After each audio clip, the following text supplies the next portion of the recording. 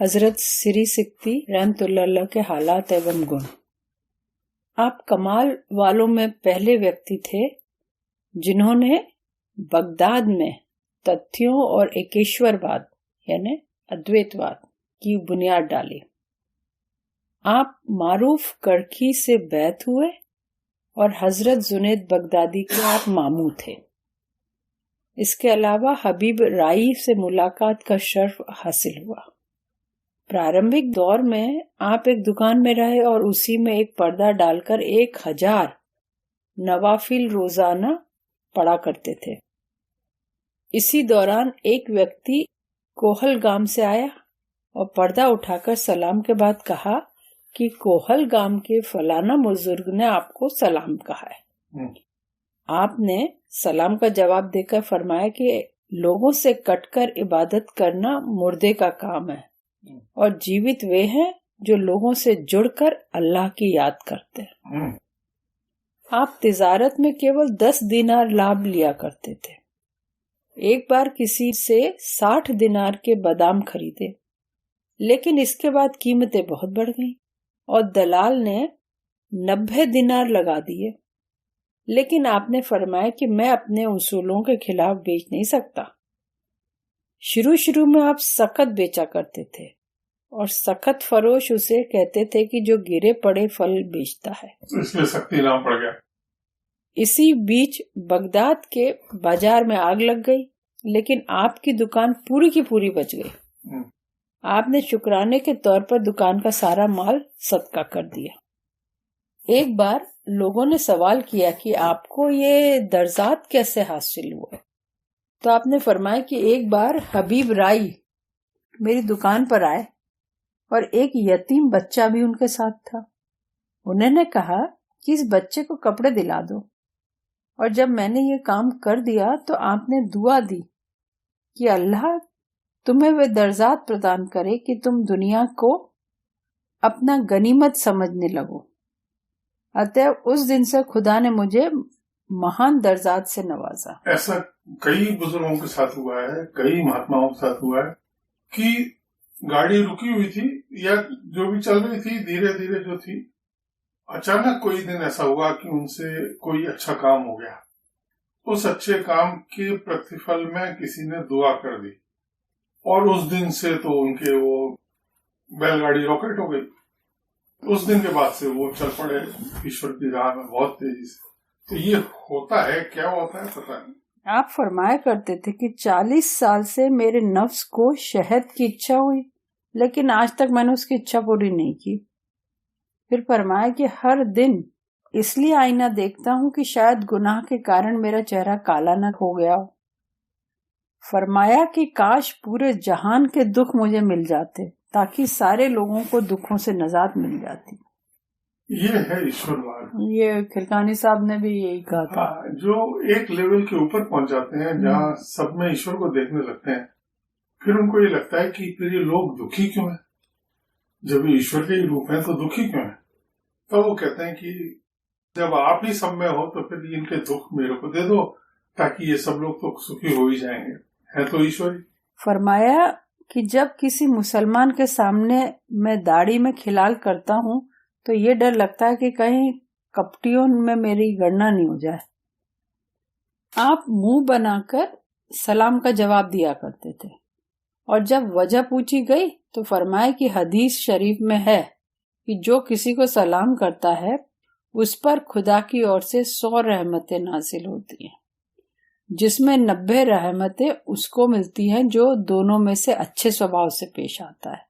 अतः मैं मुंह बनाकर इसलिए जवाब देता हूँ कि मुझसे ज्यादा रहमतें सलाम करने वाले को हासिल हो जाए। वो ये कहते हैं कि सलाम करते ही 100 रहमतें गिरती हैं। 10 तो उसको मिलती हैं जो सलाम कर रहा है, 90 उसको मिलती हैं जो सलाम रिसीव कर रहा है, और अगर मान लो रिसीव नहीं करे तो सारी की सारी उसको मिल जाएंगी जो कर रहा है। तो ये कहते हैं मैं मुंह बना लेता हूँ ताकि जो मेरे को सलाम कर रहा है उसको पूरी 100 मिल जाए। आपने हजरत याकूब अलैह से सपने में पूछा कि जब आप खुदा से मोहब्बत करते थे तो हजरत यूसुफ की मोहब्बत क्यों थी। उसी समय आवाज आई कि ए सिरी, सम्मान का ध्यान रहे। फिर इसके बाद जब आपको सपने में हजरत यूसुफ से 2-4 कराया गया तो चीख मारकर 13 दिन वे बेहोश पड़े रहे। बहुत खूबसूरत थे या उनकी और होश आने के बाद ये आवाज सुनी कि जो हमारे महबूबों से गुस्ताखी करता है उसका यही अंजाम होता है।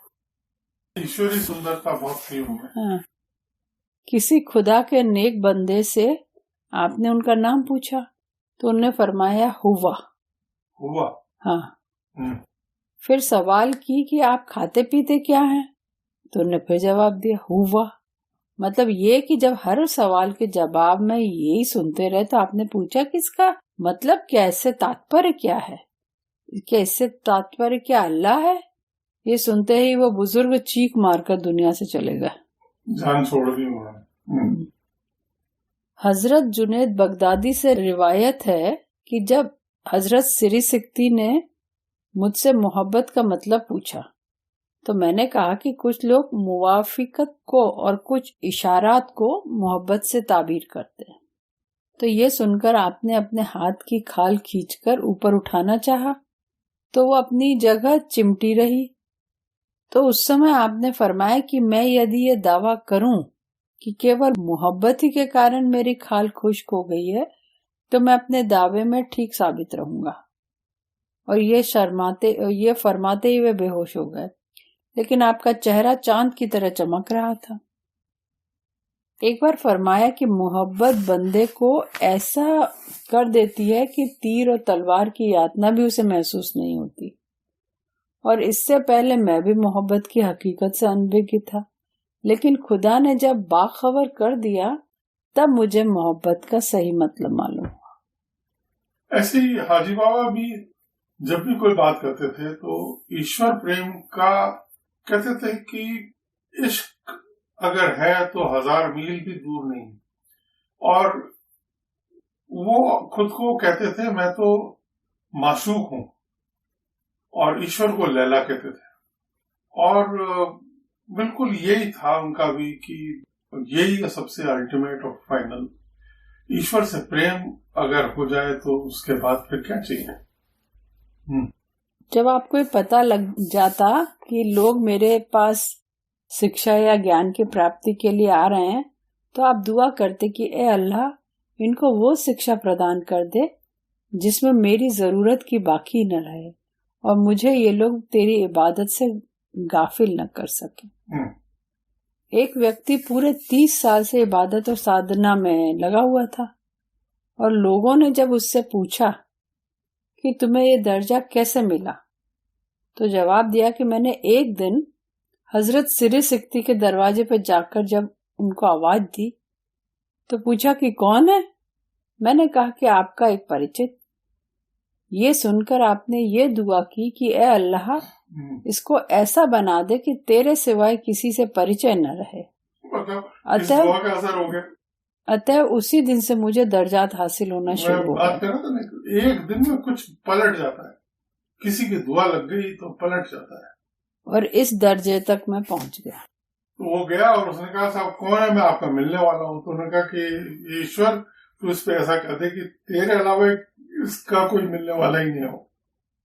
एक बार वाज के दौरान, वाज यानी उपदेश के दौरान मुसाहिब का नायब अहमद बिन यजीद बड़ी शान के साथ वाज की मजलिस में आ पहुंचा और उस समय आपके वाज का ये विषय था कि प्राणियों में से कोई प्राणी भी मनुष्य से कमजोर नहीं, लेकिन इसके बावजूद भी यजीद पर ऐसा प्रभाव पड़ा कि घर जाकर बिना खाए पिए पूरी रात इबादत में व्यस्त रहा और सुबह को परेशान हाल फकीरी लिबास में आपके पास पहुंचा और कहा कि आपके बयान से कल जो मेरे ऊपर असर हुआ वो बयान से बाहर है और दुनिया की मोहब्बत से नजात हासिल करके सन्यासी बनने का रुझान हो गया है।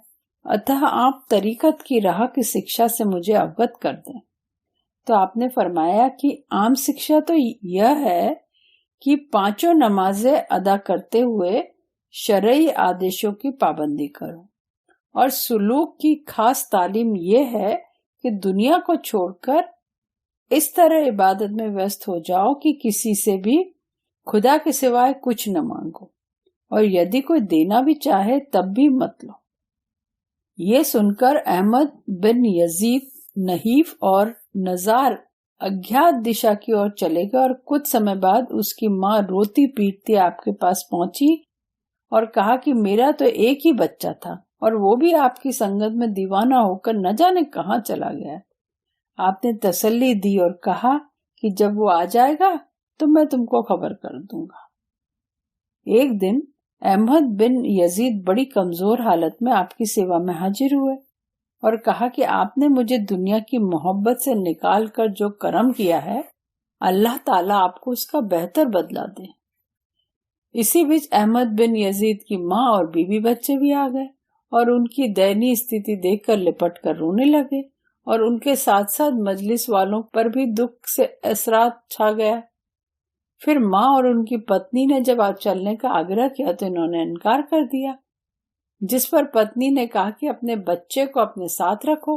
अतः आपने उसका लिबास उतारकर कंबल उड़ा दिया और हाथ में जंबील देकर साथ लेकर चलने लगे। तो माँ से बच्चे का ये हाल देखा नहीं गया और उसे साथ नहीं जाने दिया, तो उसे साथ नहीं जाने दिया। फिर बरसों के बाद हजरत सिरीस के पास किसी ने आकर बताया कि मुझे अहमद बिन यजीद ने ये संदेश देकर भेजा है कि मेरी मौत निकट है, यदि आप आ जाएं तो बेहतर होगा।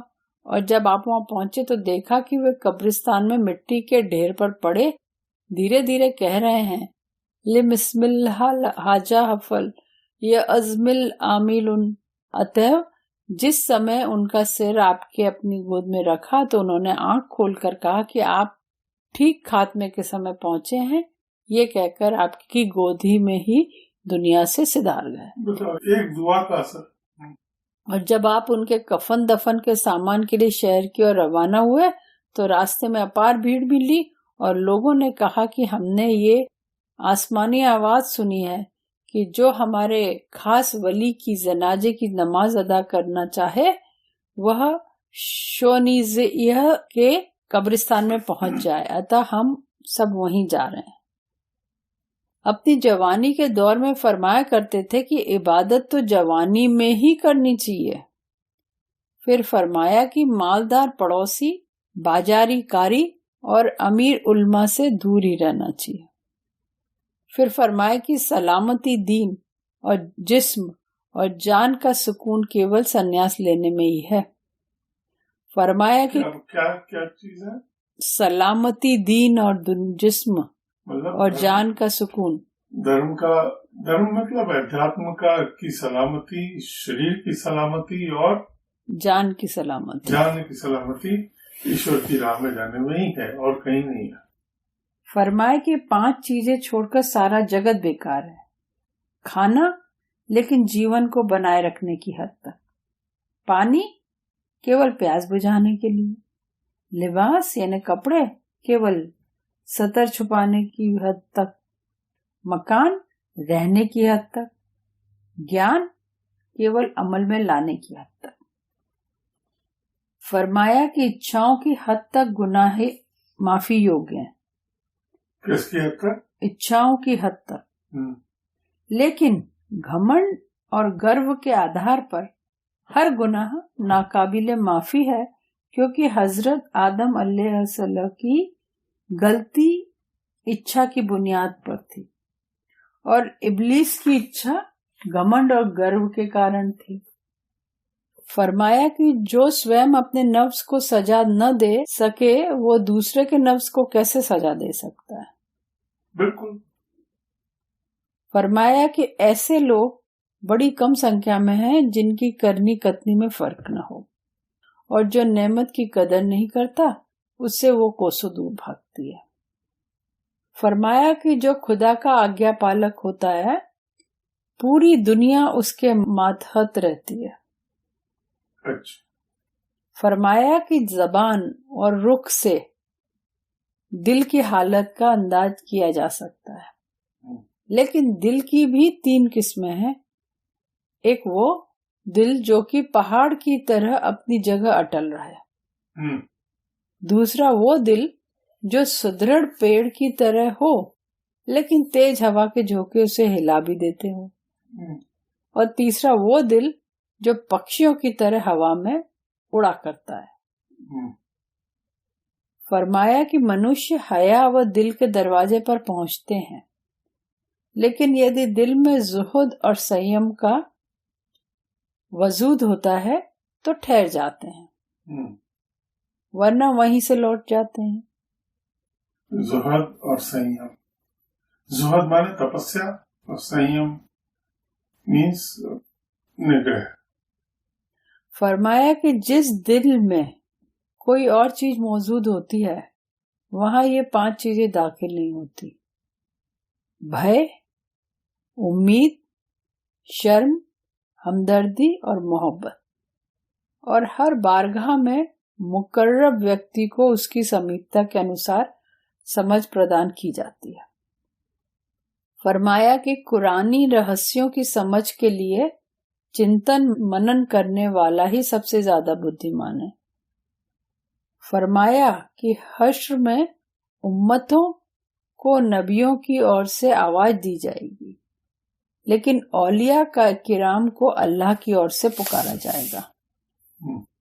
फरमाया कि आरिफों का श्रेष्ठ स्थान शौक है, और आरिफ वह है जो कम खाए, कम सोए और कम आराम करे।